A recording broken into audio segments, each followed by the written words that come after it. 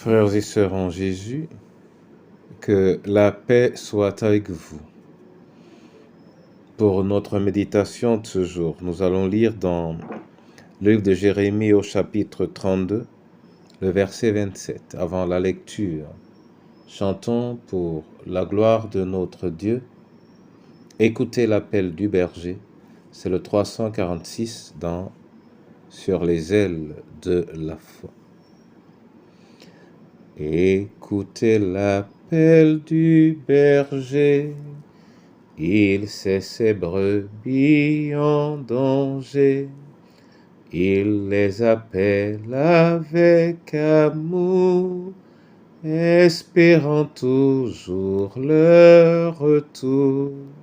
Cherchons-les, cherchons-les, savons-nous le prix d'une âme? Cherchons-les, cherchons-les, le bon berger les réclame. Ne peut-il pas compter sur nous? Ne voulons-nous pas aller tous dire à tous ceux qui sont perdus que nous les voulons pour Jésus? Cherchons-les, cherchons-les, savons-nous le prix d'une âme? Cherchons-les, cherchons-les, le bon berger les réclame. Sois béni, Seigneur, pour ce jour et pour ta parole.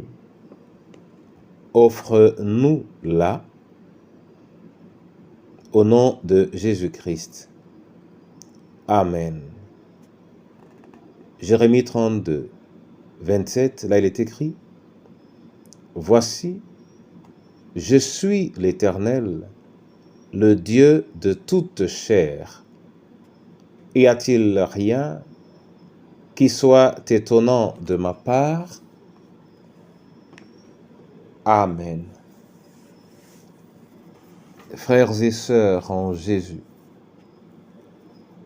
voilà une affirmation de Dieu. Je suis l'Éternel, ce que nous savons, ce que nous répétons, j'allais dire également le Dieu de toute chair, ce que nous pouvons exprimer sans regarder la profondeur de cette affirmation. Il conclut en disant: y a-t-il rien qui soit étonnant de ma part? C'est-à-dire, y a-t-il quelque chose qui soit fait et qui serait étonnant de la part de lui, Dieu? En réalité, Dieu peut tout faire. Il n'y a rien qui lui soit difficile. Donc quand il agit, il n'étonne pas ou il ne s'étonne pas lui-même.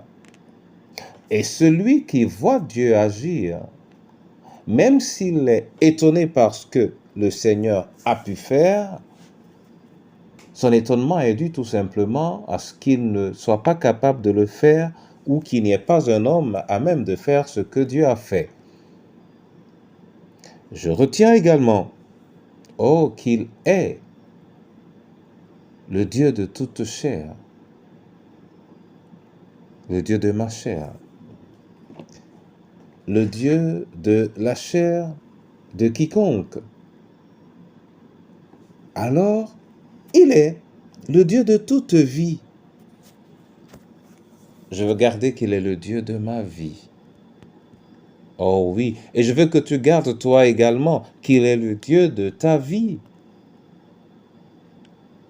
Et qu'à travers cela, nous puissions embrasser le jour qu'il nous donne, parce que c'est lui qui nous le donne, et l'embrasser avec joie, et anticiper sur la victoire qu'il va manifester, si nous lui sommes fidèles, au bout de la journée de sa grâce.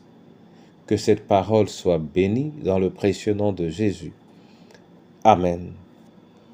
Éternel Dieu, je te dis merci pour la parole.